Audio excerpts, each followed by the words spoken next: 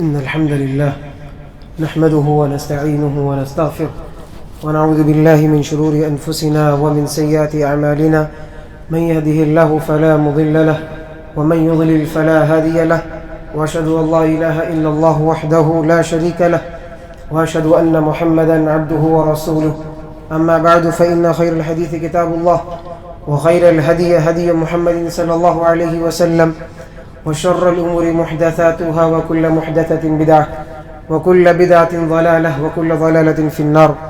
فقد قال الله عز وجل في كلامه المجيد والفرقان الحميد: أعوذ بالله السميع العليم من الشيطان الرجيم من همزه ونفخه ونفثه. بسم الله الرحمن الرحيم.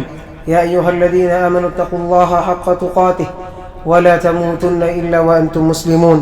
يا أيها الناس اتقوا ربكم الذي خلقكم من نفس واحدة وخلق منها زوجها وبث منهما رجالا كثيرا ونساء واتقوا الله الذي تساءلون به والأرحام إن الله كان عليكم رقيبا. يا أيها الذين آمنوا اتقوا الله وقولوا قولا سديدا يصلح لكم أعمالكم ويغفر لكم ذنوبكم ومن يطع الله ورسوله فقد فاز فوزا عظيما. أما بعد، رب اشرح لي صدري ويسر لي أمري واحلل عقدة من لساني يفقهوا قولي. سبحانك لا علم لنا إلا ما علمتنا إنك أنت العليم الحكيم. اللهم صل على محمد وعلى آل محمد كما صليت على إبراهيم وعلى آل إبراهيم إنك حميد مجيد. اللهم بارك على محمد وعلى آل محمد كما باركت على إبراهيم وعلى آل إبراهيم إنك حميد مجيد.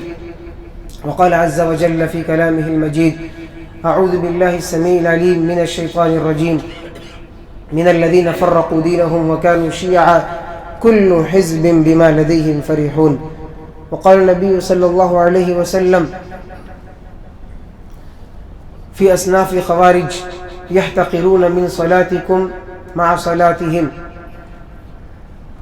تمام قسم کی تعریف، حمد و ثنا، کبریائی، بڑائی، بزرگی، یکتائی اللہ وحدہ لا شریک کے لیے ہے، اور درود و سلام، رحمت برکتیں نازل ہوں تمام انبیاء کرام پر، خصوصاً اس ذات مقدسہ و مطہرہ امام الانبیاء احمد مجتبی محمد مصطفیٰ عربی صلی اللہ علیہ وآلہ وسلم پر۔ آج اس جمعے کے خطبے میں سلفیت کے بیچ پنپنے والے چند خارجی فکر، اس حوالے سے آپ کے سامنے کچھ باتیں مختصراً میں رکھنا چاہوں گا۔ یہ موضوع بہت ہی کافی وقت درکار ہے، اور اس کے بہت سارے ایسے پہلو ہیں اور بہت سارے ایسے اثرات ہیں جو ہمارے سماج معاشرے میں جماعت و جمعیت کے بہت سارے افراد میں نظر آتے ہیں، لیکن چند ایسی موٹی موٹی بات، عام فہم بات آپ کے سامنے رکھنے کی کوشش کی جائے گی۔ سب سے پہلے تو ہمارا یہ دعویٰ ہے کہ ہم منہج سلف پر چلنے والے ہیں۔ آپ صلی اللہ علیہ وسلم کی سیرت، احادیث مبارکہ اور صحابہ کرام رضوان اللہ علیہم اجمعین کی زندگی کو سامنے رکھ کر کے زندگی گزارنے والے ہیں۔ لیکن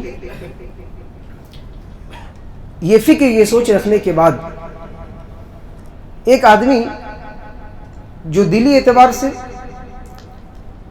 ذوق اور شوق کے اعتبار سے، نیک نیتی کے ساتھ ان تمام چیزوں کو انجام دیتا ہے، لیکن کہیں نہ کہیں اس کے ذہنوں میں کچھ ایسی خامیاں، غلطیاں، ایسے افکار پنپتے ہیں، جنم لیتے ہیں جو فکر اسلامی فکر نہیں ہے، جو فکر منہج سلف کے خلاف ہے، اور اسی کو ہم کہتے ہیں خارجی فتنے، خوارج کے فتنے۔ چونکہ خوارج کی جو صفات بیان کیے پیارے نبی صلی اللہ علیہ وسلم نے، ان کی ظاہری بناوٹ، رکھ رکھاؤ، اعمال تمام مسلمانوں والے تھے، جیسے کہ مدینے کے منافقین تھے۔ آپ صلی اللہ علیہ وسلم کے ساتھ مسجد نبوی میں نماز پڑھنے والے تھے، لیکن ان کی فکر اور ذہنیت اسلام اور مسلمانوں کے خلاف تھی. کچھ دور آگے بڑھ کر کے ایسے فتنے رونما ہوئے، خارجی فتنے ظاہر ہوئے. عثمان بن عفان رضی اللہ عنہ کے زمانے میں، علی رضی اللہ عنہ کے زمانے میں پورے طور پر کھل کر کے سامنے آ گئے، اور اپنے جو ان کے افکار تھے، نظریات تھے، وہ تمام چیزوں کو وہ سامنے لے کر کے آئے کہ ان کی کیا فکر ہے، ان کی کیا سوچ ہے. تو اسی طرح کے کچھ افکار ہم سلفیوں میں اور بہت سارے ایسے افراد میں اس طرح کے فکر جنم لے رہے ہیں. سب سے پہلی چیز، ایک اصولی بات وہ یہ ہے، یعرف الاشیاء بازدادها، کہ کسی بھی چیز کو جاننے کے لیے، پہچاننے کے لیے اس کے جو اپوزٹس ہوتے ہیں، اپوزٹ کو دیکھا جاتا ہے. رات کو پہچاننا ہو تو دن کے بارے میں جانکاری ہونی چاہیے. اسی طرح توحید کو اگر جاننا ہے، توحید کیا چیز ہے، تو شرک کے بارے میں آپ کو جاننا پڑے گا. شرک کو سمجھے بغیر آپ توحید نہیں سمجھ سکتے. ایک آدمی توحید پر اپنے آپ کو پورے طور پر ثابت قدمی ہونے کا دعویٰ نہیں کر سکتا جب تک کہ وہ شرک نہ جان لے. سنت پر آدمی عمل کر ہی نہیں سکتا ہے جب تک کہ اس کو بدعت کا علم نہ ہو، کیونکہ اگر بدعت کا اس کے پاس علم نہیں ہے تو انجانے میں وہ بدعت کے کام کر سکتا ہے. شرک کے بارے میں اس کو علم نہیں ہے تو انجانے میں وہ شرک کے اعمال انجام دے سکتا ہے. تو اس لیے جاننا ضروری ہے کہ ہم جو اہل سنت والجماعت پر ہونے کا دعویٰ کرتے ہیں تو کوئی ایسا تو نہیں کہ خوارج کے بہت ساری ایسی صفات ہمارے اندر موجود ہو، کیونکہ ہم خارجی فتنے جانتے نہیں ہیں. خوارج کون لوگ ہیں جانتے نہیں ہیں، ان کے افکار کیا ہیں ہم جانتے نہیں ہیں. تو نہ جاننے کی بنیاد پر ہو سکتا ہے کہیں نہ کہیں ان کی فکر ہمارے اندر آ جائے. تو جاننا ضروری ہے کہ خارجی فتنے کیا ہیں، ان کی کتابوں میں انہوں نے کون کون سی باتیں اپنے تعلق سے ذکر کی ہیں. چند ایک اشارات اور چند ایک نقاط کے ذریعے آپ کے سامنے بات واضح رکھنا چاہوں گا. سب سے پہلی بات اس معاملے میں، اس ضمن میں یہ ہے کہ دیکھیں، عقل پرستی یہ خارجیوں کا ایک اہم بنیاد ہے. مدینے کے اندر جو لوگ صحابہ کرام رضی اللہ عنہم اجمعین کے ساتھ رہا کرتے تھے، جو صحابہ کرام اپنے بڑے صحابہ کرام سے علم حاصل کیا کرتے تھے، ان کے ماتحتی میں رہا کرتے تھے، وہ صحیح اسلام کو، صحیح منہج کو جان کر کے قرآن و حدیث پر عمل کرنے والے تھے. لیکن جو لوگ صحابہ کرام کی تعلیم سے دور ہو کر کے، کتاب و سنت کی جو اصل تعلیم تھی صحابہ کرام سے، وہاں سے دور ہو کر کے کوفہ چلے گئے اور وہاں جا کر کے اپنی ایک فکر، اپنے ایک نظریہ کو انہوں نے بنایا اور قرآن کی آیات کی بہت ساری ایسی تشریح کی، تعویل کی اور اپنے عقلوں سے اس کو سمجھنے کی کوشش کی ہے. وہ گمراہ ہوئے، اسلام کی تعلیمات کو غلط طریقے سے سمجھے، کیونکہ صحابہ کرام ان کے پاس نہیں تھے. لیکن جو صحابہ کرام کے ماتحتی میں تھے وہ صحیح دین پر ثابت قدم تھے، انہی کو اہل سنہ والجماعہ کہا جاتا ہے. اور اس کے مخالف میں، برعکس میں، جو اہل البدعہ تھے اور سر فہرست اس وقت خارجی جماعت تھے، خوارج، جو بہت ساری آیاتوں کو توڑ مروڑ کر کے اپنے الو کو سیدھا کرنے کے پیچھے لگاتے تھے. اور ان کا شروع سے ہی ان کا یہ مسئلہ رہا ہے کہ اسلام کی تعلیمات پر نقص نکالا جائے، اسلام کے احکام پر آواز اٹھائی جائے، اسلام کی جو مسلمانوں کے معاملات ہیں اس میں آواز اٹھا کر کے بولا جائے اور ان لوگوں کے درمیان اختلاف پیدا کیا جائے. یہی وجہ ہے کہ خوارج کا جو سر فہرست اور پہلا انسان یا بانی آپ کہہ لیجئے وہ ذوالخویسرہ تھا. آپ صلی اللہ علیہ وسلم کے سامنے مال غنیمت ہے، مال غنیمت تقسیم کر رہے ہیں، اللہ کے نبی صلی اللہ علیہ وسلم صحابہ کرام کو مال غنیمت تقسیم کر رہے ہیں. ذوالخویسرہ نامی ایک شخص نے کھڑے ہو کر کے کہا کہ اے محمد صلی اللہ علیہ وسلم، آپ انصاف کیجئے، آپ انصاف نہیں کر رہے. مال غنیمت آپ صحیح طریقے سے نہیں بانٹ رہے. آپ صلی اللہ علیہ وسلم نے فرمایا کہ اگر میں انصاف نہیں کروں تو اس دنیا میں کون انصاف کرے گا؟ وہ فاروق رضی اللہ عنہ نے کہا کہ آپ حکم دیجئے کہ اس کے گردن کو اڑا دیا جائے. سنت رسول کے خلاف آپ صلی اللہ علیہ وسلم کے عمل کے سامنے یہ آواز اٹھا رہا ہے اور آپ کے فیصلے کو غلط فیصلہ ثابت کرنا چاہ رہا ہے, آپ کے انصاف کو غلط انصاف کہہ رہا ہے. آپ صلی اللہ علیہ وسلم نے فرمایا کہ نہیں, چھوڑ دو. اسی سے آگے آنے والے جو نسل ہوں گے, آگے آنے والی جو جنریشن ہوگی اس کی, یہ لوگ سب اسی طرح کے ہوں گے, اسی افکار و نظریات کے ہوں گے, خارجی فکر کے ہوں گے. اور یہ چیز ظاہر ہوئی علی رضی اللہ عنہ کے زمانے میں.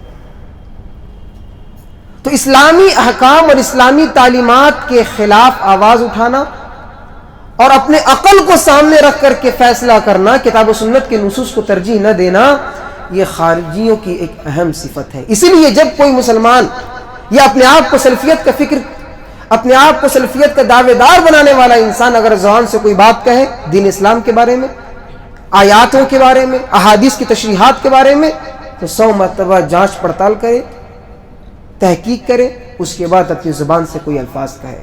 ایسا نہ ہو کہ عبادت کے شوق میں اچھے کام ہونے چاہیے, یہ کام ہونے چاہیے, فلاں ہونے چاہیے, اچھے جذبات, اچھے انٹینشن, اچھی نیتوں کے ساتھ آپ کو ایسا قدم اٹھا دے جو قدم خارجیوں کا تھا.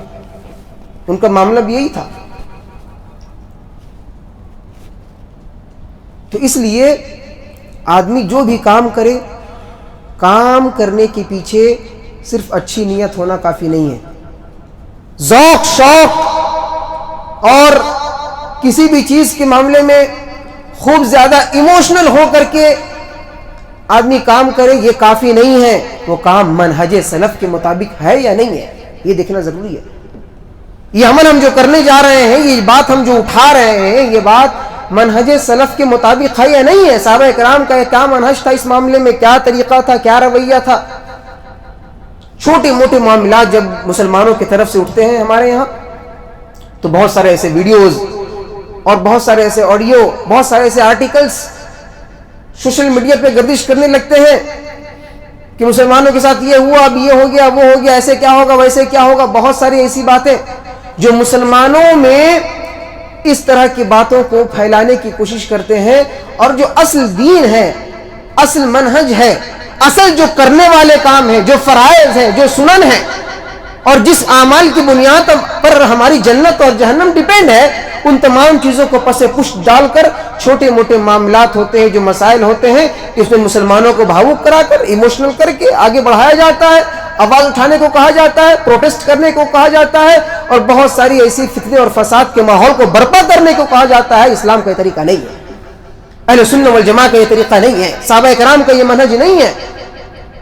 ہر معاملے کو سنجیدگی کے ساتھ سوچ سمجھ کر کے قدم اٹھانے کا نام اسلام ہے, منہج سلف ہے.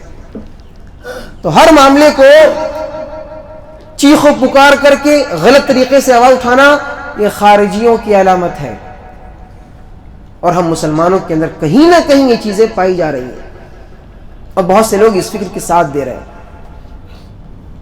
اور بہت سارے ایسے لوگ جو اسلام کا نام رکھ کر, اسلامی لبادہ اوڑھ کر اپنی روٹی سیکتے ہیں, اپنے کام, اپنے گھر کے کام کرواتے ہیں. یعنی اپنا ان کا خود کوئی مقصد ہے, کوئی کام کرانا ہو, اس کو اسلام کا نام دے کر نوجوانوں کو جمع کرنا, نوجوانوں کو اس پلیٹ فارم کے تحت لا کر کے نام, اتنے اچھے اچھے نام, حزب اللہ نام رکھو کہ اللہ کا لشکر ہے, اسلامی کوئی فاؤنڈیشن ہے یا کوئی فلاں ہے, جس میں اسلام اور مسلمانوں کو ایسا نام لے کر کے, اللہ اور اس کے رسول کے نام کو استعمال کر کے ایک مسلمانوں کو اس طرف جوڑ دیا جائے, اور اس میں جوڑ کر کے اپنی منمانی کام کرائی جائے. جیسے مثال کے طور پر خارجیوں کی ایک اہم فکر ہے کہ پہلے تم کو حکومت کرنا ہے, نماز روزہ سب بات کی چیز ہے. یہ ایک اہم فکر ہے ان کی. نماز روزہ بات کی چیز ہے, یہ ایکسرسائز ہے, ایک ورزش ہے محض. اصل چیز ہے حکومت اگر آئے گی تب تو سب کام ہوں گے. اب اس حکومت کے الفاظ کو استعمال کر کے نوجوانوں کو ورغلانا, اور مسلمانوں کے جتنے اعمال ہیں, اسلامی شریعت کے جتنے احکام ہیں, سب کو پس پشت ڈالنا, سب کو کوئی اہمیت ہی نہ دینا. شرک اور توحید کی جو بات ہے ان تمام چیزوں کو دور رکھنا، ہٹا دینا، توحید کی بات نہ کرنا، شرک کی بات نہ کرنا، اور اس طرح سے بات کرنا کہ تمام کے تمام لوگ ایک پلیٹ فارم پہ جمع ہو جائیں اور کسی میں کوئی اختلاف نہ ہو، کوئی نوک جھوک نہ ہو۔ اگر آپ توحید کی بات کریں گے، شرک کی بات کریں گے تو اختلاف ہوگی، اور اس بنیاد پر اگر اختلاف ہوتی ہے تو ہو، لیکن توحید کو توحید سمجھنا ہے، شرک کو شرک سمجھنا ہے۔ یہ ہے منہج سلف۔ توحید کو توحید سمجھا جائے، شرک کا رد کیا جائے، بدعت کا رد کیا جائے، سنت کو عام کیا جائے، یہ منہج سلف۔ اسی طریقے سے خارجیوں میں ایک فکر جو تھی وہ قرآنی آیات اور احادیث کی تعویل کرنا۔ مثال کے طور پر علی رضی اللہ عنہ کے زمانے میں اس وقت جو معاملہ چل رہا تھا امیر معاویہ رضی اللہ عنہ کے ساتھ، یہ خوارجوں کا ان کی طرف سے یہ ہوا کھڑا کیا گیا، افواہ کھڑا کیا گیا، بہت ساری باتوں کو ایک دوسرے کے سامنے غلط طریقے سے توڑ مڑوڑ کر کے پیش کیا گیا، ان کو ان کے خلاف ورگلایا گیا، ان کو ان کے خلاف باتیں بنائی گئی، اور جب دیکھیں کہ اب معاملہ ہونے کے بعد یہ دونوں صحابی لڑنے والے ہیں ہی نہیں، اختلاف کرنے والے ہیں ہی نہیں، یہ دونوں آپس میں ایک دوسرے کے ہر طرح سے ایک دوسرے کی خیر خواہی چاہنے والے ہیں، اب ان خوارجوں کو رہا نہیں گیا۔ علی رضی اللہ عنہ کو کہا کہ آپ نے جو معاہدہ کیا ہے امن و شانتی کی، سلامتی کی، آپ اس کو ختم کیجئے۔ جو آپ حکم بنائے ہیں ایک دوسرے کو بیٹھ کر کے، یہ چیزیں صحیح نہیں ہیں، آپ ان سے لڑیے، ہم آپ کا ساتھ دیں گے، آپ ان سے لڑیے، ہم آپ کا ساتھ دیں گے۔ علی رضی اللہ نے کہا کہ نہیں، اب لڑائی نہیں ہوگی، ایک معاہدہ ہو چکا ہے، اس معاہدے کو توڑا نہیں جا سکتا ہے۔ لہذا ان خارجیوں نے کہا کہ آپ ان سے نہیں لڑتے ہیں، یعنی کہ آپ بھی انہی میں سے ہیں، یعنی کہ یہاں تک کہ وہ علی رضی اللہ عنہ کو کافر قرار دیے۔ کس بنیاد پہ؟ ان الحکم الا للہ امر اللہ تعبدوا الا ایہ، کہ بادشاہت، حکومت صرف اللہ رب العالمین کی ہی ہے۔ اس آیت کو بنیاد بنا کر کے انہوں نے یہ کہا کہ کوئی مسلمان ایک دوسرے مسلمان کے بیچ میں حاکم بن جائے، فیصلہ کرنے والا بن جائے، انصاف کی بات کرنے والا بن جائے، ایسا تو نہیں ہوتا، حاکم تو اللہ ہے۔ آپ نے اپنے کسی آدمی کو حاکم بنایا، آپ نے اللہ کے خلاف آپ نے کام کیا۔ علی رضی اللہ عنہ نے اس وقت کہا کلمۃ حق ارید بہ الباطل، تم آیات ٹھیک پیش کر رہے ہو، آیات صحیح پڑھ رہے ہو، لیکن آیات کا جو مفہوم ہے، جو سمجھ ہے، وہ تم غلط ہو۔ اللہ نے بہت سارے جگہوں پہ میاں بیوی کے جھگڑے ہو جائے تو وہاں پر حاکم بنانے کا حکم دیا کہ لڑکے والوں کی طرف سے ایک حاکم، لڑکی والوں کی طرف سے ایک حاکم بیٹھ کر کے فیصلہ کر لیں، معاملے کو سلجھا لیں، طلاق کی نوبت نہ آئے۔ اللہ نے بہت ساری ایسی مثالیں پیش کی ہیں حکم بنانے کے حوالے سے، لیکن بہت سے لوگ بعد میں سمجھے عبداللہ بن عباس رضی اللہ عنہ کی دعوت سے، مناظرے سے، لیکن اس سے پہلے جو خارجیوں کی جو اصل فکر تھی کہ قرآن کی آیات کو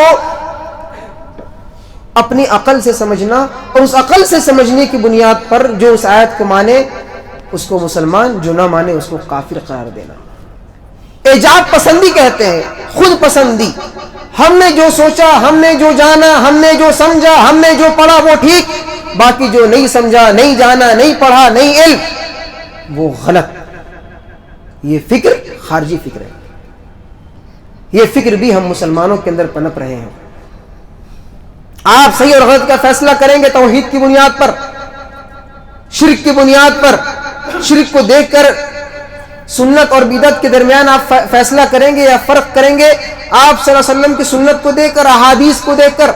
ایسا نہ ہو کہ احادیث کو دیکھنے کے بعد بھی انسان اپنے چہرے کو پھیر دے، احادیث رسول صلی اللہ علیہ وسلم سے اپنے چہرے کو ہٹا لے اور کہے کہ نہیں، مجھ کو یہ بھاتی نہیں، مجھے یہ پسند نہیں آتی۔ ایک آدمی کے سامنے امام کا قول ہو، ایک آدمی کے سامنے اللہ کے نبی صلی اللہ علیہ وسلم کا قول ہو، ایک آدمی کے سامنے دونوں اقوال ہیں، ایک طرف احادیث ہیں، ایک طرف اماموں کے اقوال ہیں، ان کے اعمال ہیں۔ ایک آدمی محض اس بات کو کہہ کر کے کہ نہیں، ہمارے امام صاحب نے ایسا نہیں کیا ہے، اس لیے ہم اس حدیث پہ عمل نہیں کر سکتے، ہم مجبور ہیں، یہ کون سے صحابہ کرام کا منہج تھا، طریقہ تھا، رویہ تھا کہ حدیث کو دیکھنے کے بعد بھی وہ مجبور تھے کہ نہیں ہم نہیں کر سکتے، حدیث تو ہے ٹھیک ہے مانتے تو ہیں لیکن عمل نہیں کر سکتے ہیں. یہ کون سی مجبوری ہے کہ جو سنت پہ عمل کرنے سے آپ کو دور کرے؟ یہ فکر کہیں نہ کہیں خارجیوں کی فکر ہے. اور ہر گناہ کبیرہ کرنے والوں کو کافر قرار دینا، اپنے آپ کو مسلمان سمجھنا، پکا سچا مسلمان، اور جو آپ کی فکر اور منہج پر نہ ہو تمام لوگوں کو کافر قرار دینا. اس طرح کے بہت سارے ایسے فرقے رونما ہوئے، پنپے، جو صحابہ کرام کو گالی دینے والے، سب و شتم کرنے والے. اور آج کے اس دور میں مسلمانوں میں بہت سارے ایسی فکر کو شامل کرنے کے لیے نام بدل بدل کر کے مسلمانوں کے درمیان پنپنے کی کوشش کی جا رہی ہے. مثال کے طور پر جیسے کہ رافضیت، شیعیت، خارجیت، بہت سارے ایسے افکار اور نظریات کو، بہت سارے ایسی چیزیں لیبل لگا کر کے مسلمانوں کے زمرے میں داخل کیا جا رہا ہے تاکہ مسلمان اس کو مسلمان سمجھیں، مسلمان جانیں، مسلمان مانیں، ان سے اختلاف نہ کریں. اخوان المسلمین ان کی جو اسٹریٹجی ہے، جو ان کی جو آپ دیکھیں ہتھ کنڈے ہیں، یہ تمام خارجی فکر سے ملتی جلتی چیزیں ہیں. عائشہ صدیقہ رضی اللہ عنہا سے ایک عورت نے آ کے سوال کیا کہ آپ صلی اللہ علیہ وسلم نے ہمیں حکم دیا ہے کہ ہم حیض کی حالت میں ہوتی ہیں تو ہم نماز نہیں پڑھتی، لیکن اگر حیض کے ایام گزر جائے تو ہم کو روزہ رکھنے پہ قضا ہے کہ روزہ آپ کو رکھنا ہے، جو روزہ چھٹی ہے روزہ آپ کو رکھنا ہے حائضہ عورت کے لیے، لیکن جو نماز چھٹی ہے حیض کے دوران اس کو ادا نہیں کرنا ہے، جبکہ نماز تو افضل عمل ہے، روزہ تو اس کے بعد آتا ہے، لیکن روزہ کو قضا کرنی ہے اور نماز کا قضا نہیں کرنا ہے. یہ کیسا ہے حکم ہے؟ عائشہ صدیقہ رضی اللہ عنہ نے جواب میں ایک ہی بات کہا، احروریۃ انت، کیا تو خوارج ہے؟ اس طرح کی فکر رکھنے والے، سوچ رکھنے والے خوارج تھے، خارجی تھے، جو اسلامی تعلیمات کے احکام کے سامنے اپنے آواز کو اٹھاتے تھے. جو مسلم ہے، حقیقت ہے، کتاب و سنت سے ثابت ہے، اس پر ایمان لانا، اس کو بجا لانا، یہی کیا ہے اہل سنہ والجماعت کا عقیدہ. آپ صلی اللہ علیہ وسلم نے خوارج کے اصناف بیان کیے، یحتقرون مع صلاتکم مع صلاتہم، کہ تم ان کی نمازوں کو دیکھو گے تو اپنی نماز کو کمتر سمجھو گے، تم ان کے روزوں کو دیکھو گے تو اپنے روزوں کو حقیر سمجھو گے، تم ان کے قرآن کو سنو گے تو قرآن اچھا پڑھیں گے، حلق سے نیچے نہیں اترے گا، لیکن وہ دین سے ایسے نکلے ہوں گے جیسے تیر کمان سے نکل جاتا ہے. اتنی جلدی سے وہ دین اسلام سے نکل گئے ہوتے ہیں. یعنی بظاہر ہر اعتبار سے مسلمان دکھینے والے، اعمال کرنے والے، زہد و ورع، تقوی، یہ تمام چیزیں، لیکن جو افکار، جو نظریات ان کے ہوں گے وہ خارجی والے ہوں گے. اور بہت سے ایسے لوگ کوفہ سے آئے، عبداللہ بن عمر رضی اللہ عنہ خانہ کعبہ کے طرف ہیں. کوفہ سے ایک آدمی آ کر کے خانہ کعبہ کے پاس مچھر کو مارنے کے بارے میں فتویٰ پوچھا کہ کیا ہم مچھر کو خانہ کعبہ کے اطراف میں کیا ہم اس کو مار سکتے ہیں یا نہیں مار سکتے. عبداللہ بن عباس رضی اللہ عنہ نے کہا کہ تم لوگ مچھر کے مارنے کے بارے میں سوال کر رہے ہو، تم وہی لوگ ہو جن لوگوں نے مل کر کے حسین رضی اللہ عنہ کو شہید کیا کربلا کے میدان میں. صحابہ کرام کو، اللہ کے نبی صلی اللہ علیہ وسلم کے نواسے کو تم نے شہید کر دیا، تمہیں کوئی آنچ نہیں آیا، کوئی تکلیف نہیں ہوئی، کوئی مداوع نہیں ہوا، کوئی افسوس نہیں ہوا، لیکن خانہ کعبہ میں آ کر کے ایک مچھر کو مارنے کے بارے میں پوچھ رہے ہو کہ مچھر کو ماریں گے تو گناہ ہوگا کہ نہیں ہوگا، مارنا چاہیے کہ نہیں مارنا چاہیے. یہ کون سی فکر ہے؟ یہ وہی فکر ہے کہ اگر کوئی مسلمان کبیرہ گناہ کا ارتکاب کر لے، جھوٹ بول دے، والدین کی بات کو نہ مانے، نافرمانی کر لے، ٹخنے کے نیچے سے اپنے کپڑے کو لٹکا لے، تو ایسے انسان کو، ایسے مسلمان کو یہ خارجی فکر کے اعتبار سے وہ کافر کہتے ہیں، اور جو کافر ہے واجب القتل ہے، جہنم میں جانے والا ہے. اس بنیاد پہ جو ان کے منہج کے مطابق ہے، ان کے طریقے کے مطابق ہے وہ ٹھیک ہے، جو ان کے منہج کے مطابق نہیں ہے، چاہے وہ صحابی کیوں نہ ہو، نواسہ رسول کیوں نہ ہو، حسن حسین رضی اللہ عنہ کیوں نہ ہو، معاویہ رضی اللہ عنہ کیوں نہ ہو، یہاں تک کہ ابوبکر صدیق، عمر فاروق رضی اللہ عنہ، عثمان بن عفان رضی اللہ عنہ، اور اس سے آگے علی رضی اللہ عنہ، یہاں تک کہ لوگوں کو، بڑے بڑے خلفاء راشدین کو انہوں نے کافر گردان دیا، اور اسی کفر کا فتویٰ لگا کر کے علی رضی اللہ عنہ کو شہید کیا. کوئی آنچ نہیں، کوئی تکلیف نہیں، اپنے آپ کو سمجھے کہ ہم بہت اچھا کام کیے، نیک کام کیے. تو اس لیے ہر اچھا کام کرنے سے پہلے منہج دیکھنا ضروری ہے، سلف صالحین کا منہج کیا رہا.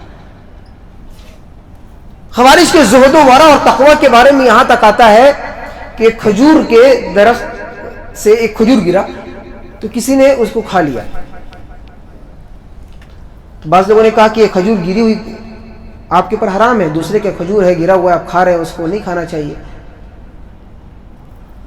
تو ان لوگوں نے کھجور کو اگل بھی دیا، قے کر دیا، اور جس ہاتھ سے کھجور اٹھا کر کھائے تھے اپنے اس ہاتھ کو کاٹ دیا کہ ارے میں نے ایک حرام کھجور کو اپنے ہاتھ سے اٹھایا اور کھایا، میرا ہاتھ میرے پاس رہنا بھی ٹھیک نہیں ہے، اپنے ہاتھ کو کاٹ دیا. اتنا زیادہ متقی، اتنا زہد و ورع، یہ اسلام تو نہیں سکھاتا. ایک بھیڑیا، اس کو انہوں نے کھا لیا، اس کو شکار کیا.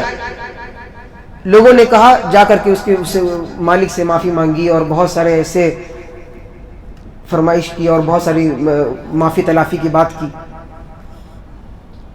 تو کہنے کا مطلب یہ ہے کہ چھوٹے موٹے جو کام وہ کر رہے ہیں، غلطی گناہ ہو جا رہی ہے، اس کو اس لیول پر دیکھ رہے ہیں کہ اپنے آپ کو کٹا دے، ہاتھ کاٹ لے، رجم کروا لے، بہت سارے کچھ کروا لے. لیکن جو بڑے بڑے گناہ، ایسے گناہ کہ جس کے ارتکاب کرنے کے بعد انسان کو جنت میں جانے کا کوئی چانس ہی نہیں بنتا ہے کہ جنت میں جائے. جو صحابہ اکرام کو برا بھلا کہے، کیا چانس بنتا ہے کہ جنت میں جائے؟ لیکن ان تمام چیزوں کو وہ بہت ہی لائٹلی لیتے ہیں. نماز، روزہ، حج، یہ سب بات کی چیز ہے، پہلے حکومت کرنی ہے، حکومت آئے گی تب. اور اسی چیز کو لے کر کے آج دیکھیں گے آپ، جو عالمی ماحول ہے، جو رافضیہ شیعت کے سرغنہ ہیں، بہت سارے ایسے سر اٹھانے والے تھے. پی ایف آئی جو 2006 میں اٹھا تھا، آگے جا کے 2022 میں اس کو بین کیا گیا. داعش اٹھا، حزب اللہ اٹھے، ایران سے افغانستان سے ابوبکر بغدادی اٹھا، داعش، ISI، جتنی بھی چیزیں ہیں، یہ سب کے سب تنظیمیں اسلام اور مسلمانوں کے ہت میں نہیں، اس کے مخالف میں بنائی گئی. جو رافضی تھے، شیعہ تھے، خوارج تھے، مسلمانوں کا لبادہ اوڑھ کر، جبہ قبہ لگا کر کے، پگڑیوں کو باندھ کر کے، لمبی داڑیاں رکھ کر کے یہ ثابت کرتے تھے کہ ہم مسلمان ہیں، مسلمانوں کے ہم نوا ہیں. لیکن جب قتل کرنے کی بات آئی، لڑنے کی بات آئی، تو یہودیوں سے انہوں نے نہیں لڑا، عیسائیوں سے انہوں نے نہیں لڑا.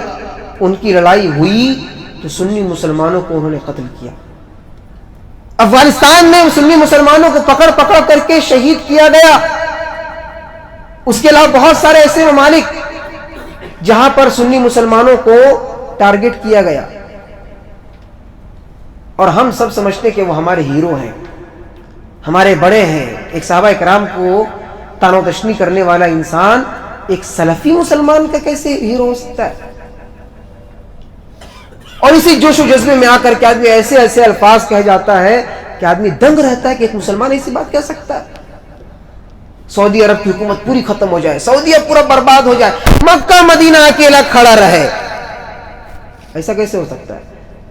پوری سعودی حکومت برباد ہو جائے، تہس نہس ہو جائے، برباد ہو جائے، مڈل ایسٹ پوری ختم ہو جائے، لیکن مکہ مدینہ بالکل صحیح سلامت درست ہو جائے، فرشتے آ کے اس کو گھیر کے رکھیں گے آپ کے اعمال کی وجہ سے، آپ کی یہ فکر، آپ کی یہ اعمال، یہ کانسیپٹ کی وجہ سے فرشتے آ کر کے گھیر کے رکھیں گے کہ ہاں تم لوگ حج کرنے کے لیے آ سکتے ہو، مسجد نبوی میں زیارت کرنے کے لیے آ سکتے ہو. یہ اس وجہ سے ہوتا ہے کہ آدمی توحید اور شرک کے فرق کو نہیں سمجھا، سنت اور بدعت کے فرق کو نہیں جانا، صحابہ کے منہج کو نہیں سمجھا، خارجیت کے منہج کو نہیں پہچانا، جس کی بنیاد پر اپنے آپ کو مسلمان کہنے کے بعد، سنی مسلمان کہنے کے بعد بھی خارجیت کے ان تمام افکار، نظریات اس کے ذہن میں پنپتے ہیں، اور ایسے لوگ آواز اٹھاتے ہیں. ان کو پتہ نہیں ہوتا ہم کیا بولنے جا رہے ہیں، بولنا صحیح ہے کہ نہیں بولنا صحیح ہے، بولنا چاہیے کہ نہیں بولنا چاہیے، کہیں بول کر کے ہم صحابہ کرام کے دشمن تو نہیں بن رہے۔ بہت ساری ایسی بات اگر اس کو آدمی غور کر کے اگر سمجھے تو بات بالکل واضح ہوگی۔ آخری بات کہہ کے بات ختم کرتا ہوں۔ ایک حدیث ہے سنن ابن ماجہ کی، آپ صلی اللہ علیہ وسلم نے فرمایا سیأتی علی الناس زمان سنوات الخداعات، کہ ان قریب قیامت سے پہلے ایک زمانہ آنے والا ہے، وہ زمانہ ایسا ہوگا کہ ہر سال سنوات الخداعات، دھوکے والے سال ہوں گے، ہر سال جتنے سال گزرتے جائیں گے دھوکہ دھڑی بہت زیادہ ہوگا۔ یصدق فیہا الکاذب ویکذب فیہا الصادق، ہر سچا انسان کو جھوٹا سمجھا جائے گا اور ہر جھوٹے انسان کو سچا سمجھا جائے گا۔ جو توحید کی بات کرے، شرک اور بدعت کا رد کرے، اس کو سمجھا جائے گا کہ وہ اختلاف کر رہا ہے، مسلمانوں میں پھوٹ ڈال رہا ہے۔ اور جو آدمی منہ میٹھو بات کرے، سب کو ملا جلا کر کے بات کرے، کسی کو کوئی تکلیف نہیں ہو، میٹھی میٹھی بات ہو، اچھی اچھی بات ہو، کسی کو ہرٹ نہ ہو، بالکل ایسی بات کرو کہ سب خوش رہے اور کوئی ناراض نہ ہو۔ امام شافعی نے کہا جو آدمی یہ چاہتا ہے کہ ہر انسان اس سے خوش رہے، وہ آدمی سب سے بڑا منافق ہے۔ ایسا ہو نہیں سکتا کہ سب انسان کو آپ خوش کر کے رکھیں، یعنی کہ آپ دوغلے پالیسی اختیار کر رہے ہیں تبھی آپ سے سب خوش ہیں، یا تو آپ منافق ہیں، ادھر گئے تو ادھر، ادھر گئے تو ادھر۔ لیکن اہل توحید اور صحابہ کرام کا منہج اور آپ صلی اللہ علیہ وسلم کی اتباع کرنے والا ایسا نہیں ہوتا، وہ حق کو حق، باطل کو باطل کہتا ہے۔ تو حدیث کے اندر آگے ہے سنوات الخداعات، دھوکے دھڑی والے زمانے آئیں گے، وَيُؤْتَمَنُ فِيهَا الْخَائِنُ وَيُخَوَّنُونَ فِيهَا الْأَمِينَ، اور ہر امانت دار انسان کو جس کے پاس شریعت کی کتاب و سنت کی امانت ہے، اس کو آدمی خیانت کرنے والے سمجھے گا، اور جو خیانت کرے گا، قرآن کریم کی آیتوں کی تعویل کرے گا، اپنے طریقے سے سمجھے گا، آدمی اس کو سچا مانے گا، بڑا امانت دار مانے گا، بڑا اس پہ ٹرسٹ کرے گا، پورا بھروسہ اس پہ کرے گا۔ آخر میں حدیث کے آخری ٹکڑے میں آپ سے سمجھا وَيَتَكَلَّمُ فِيهَا الرُّوَيْبَضَةُ، ایسا سچویشن جب آ جائے، ایسی ماحول جب آ جائے، ایسی حالات جب آ جائے تو تم دیکھو گے بہت سارے ایسے رویبضہ بات چیت کریں گے۔ صحابہ کرام نے پوچھا یا اللہ کے رسول یہ رویبضہ کون ہے، یہ کون لوگ ہیں رویبضہ جو ایسے حالات میں بات چیت کریں گے، گفتگو کریں گے؟ آپ علیہ الصلوۃ والسلام نے فرمایا رویبضہ کہتے ہیں الرجل التافہ الذي يتكلم في امر العامہ، یہ رویبضہ کی ڈیفینیشن ہے، تعریف ہے، الرجل التافہ الذي يتكلم في امر العامہ۔ رویبضہ وہ انسان، وہ آدمی جو تفسیر کی گئی حدیث کی التحقیر والتذلیل، جو بالکل حقیر انسان، بالکل کمزور انسان، جس کی سماج میں کوئی حیثیت نہیں ہے، جس کے اپنے گھر میں کوئی حیثیت نہیں ہے، اپنے بیوی بچوں کے سامنے اس کی بات سنی نہیں جاتی ہے، کوئی بھاؤ ہی نہیں دیتا اس کو، اس کی بات کوئی سننے والا ہوتا ہی نہیں ہے۔ یتکلم فی امر العامہ، لیکن بات ایسی ایسی کرے گا، بڑی بڑی حکومتوں کے بارے میں بات کرے گا، سعودی عرب کو ایسا کرنا چاہیے، ایران کو ایسا نہیں کرنا چاہیے تھا، اس کو ایسا کرنا چاہیے تھا، اس کو ایسا کرنا تھا، اس کو ایسا کرنا تھا، یہ کیسے کر دیا، وہ کیوں ایسا کیا۔ یتکلم فی امر العامہ، بڑے بڑے معاملات میں گفتگو کرے گا، بات چیت کرے گا، جبکہ اس کا معاملہ ایسا ہے کہ اس کو اپنے گھر میں کوئی سننے والا نہیں ہے، وہ چاہے کہ نکڑوں میں بیٹھ کر کے، ہاتھوں میں اخبار کو لے کر کے، سوشل میڈیا کے چند آرٹیکلز کو پڑھ کر کے، واٹس ایپ یونیورسٹی سے کچھ چیزوں کو سیکھ کر کے آدمی اپنے رائے کو قائم کرے گا، کمنٹس پاس کرے گا، کسی پہ تان و تشنیع کرے گا۔ آپ صلی اللہ علیہ وسلم نے ارشاد فرمایا، آپ کی حدیث ہے من اراد ان ينصح لسلطان فلا يبدو علانیہ، کہ جب تمہیں کسی بادشاہ کو یا کسی حاکم کو یا کسی امیر کو نصیحت کرنا ہے تو تم علانیہ طور پر، ظاہری طور پر اس کے خلاف آواز مت اٹھاؤ، اس کو بدنام نہ کرو۔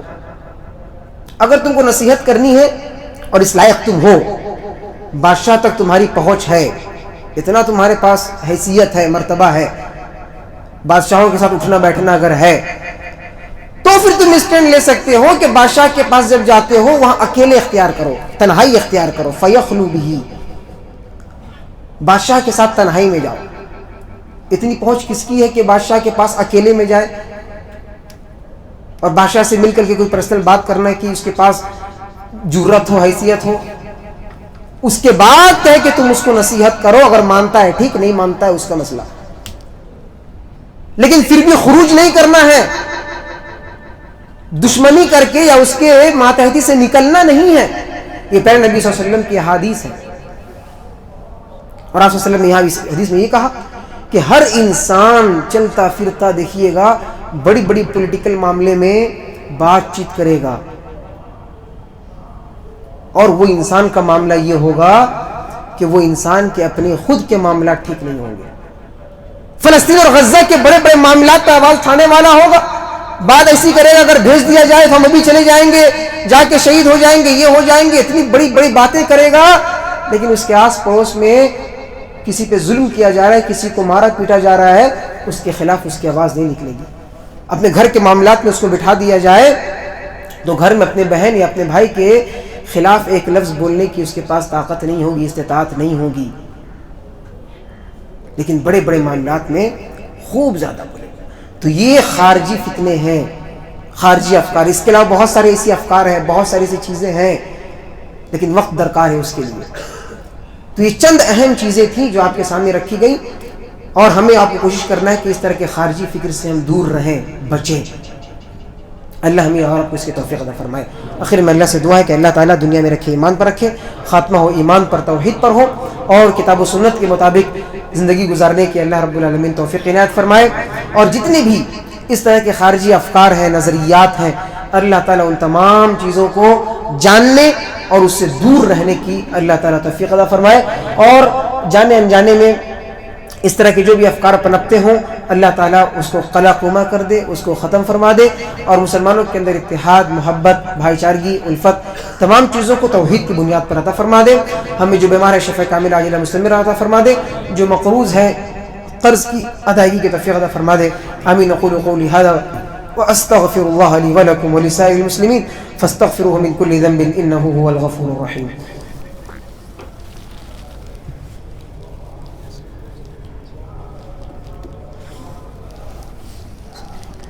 إن الحمد لله نحمده ونستعينه ونستغفره ونعوذ بالله من شرور أنفسنا ومن سيئات أعمالنا، من يهده الله فلا مضل له ومن يضلل فلا هادي له، وأشهد أن لا إله إلا الله وحده لا شريك له، وأشهد أن محمدا عبده ورسوله.